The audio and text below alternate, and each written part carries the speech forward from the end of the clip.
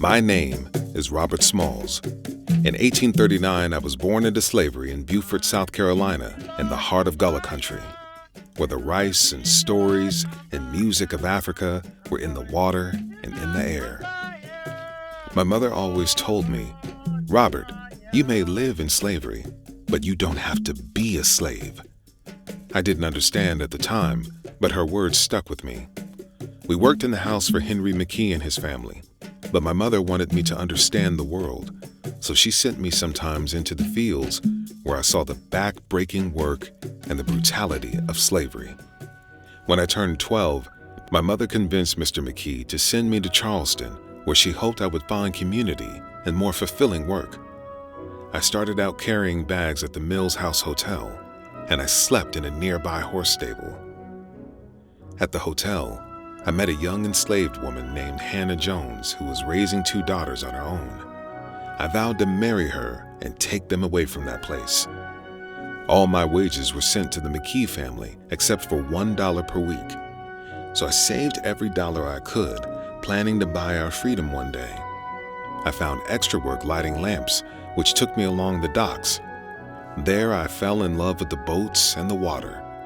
I found work unloading ships, mending sails and rigging, and eventually I became the wheelman on a steamboat called the Planter. On Christmas Eve 1856, I made good on my promise to marry Hannah, and for a few years we found happiness in spite of our circumstances. Though blacks couldn't vote in 1860, we heard about the new president, Abraham Lincoln. Lincoln did not support slavery, and soon South Carolina and the other slave states seceded from the Union and the Civil War began. Every boat in Charleston was enlisted to serve the Southern Confederate Army, including the Planter. Early in the war, my hometown of Beaufort was captured by the Union Army, who set the slaves there free, including my mother. I was glad to hear this news. Maybe freedom was closer than I had thought.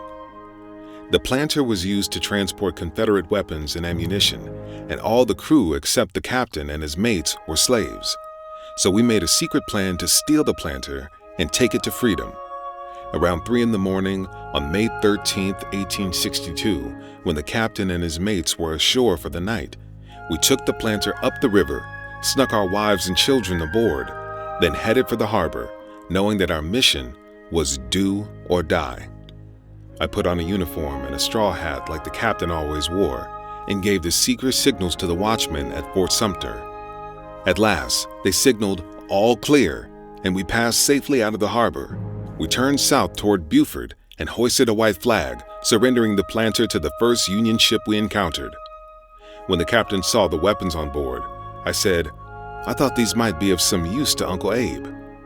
Little did I know, I was about to meet the man himself. I was 23 years old when I found myself in the White House with President Lincoln.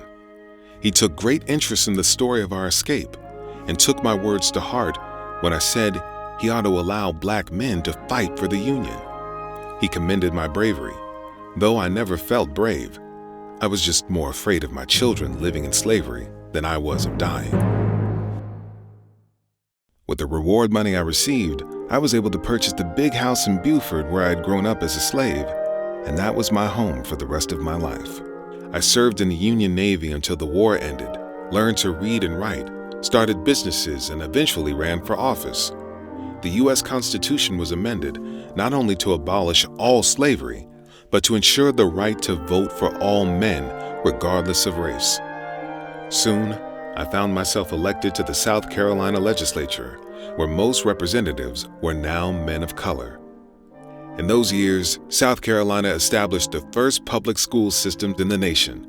I went on to serve in the United States Congress in Washington for 5 terms, despite adversity as racist leaders in South Carolina sought to make it harder for blacks to vote and get elected, using fraud, violence, and unfair voting laws.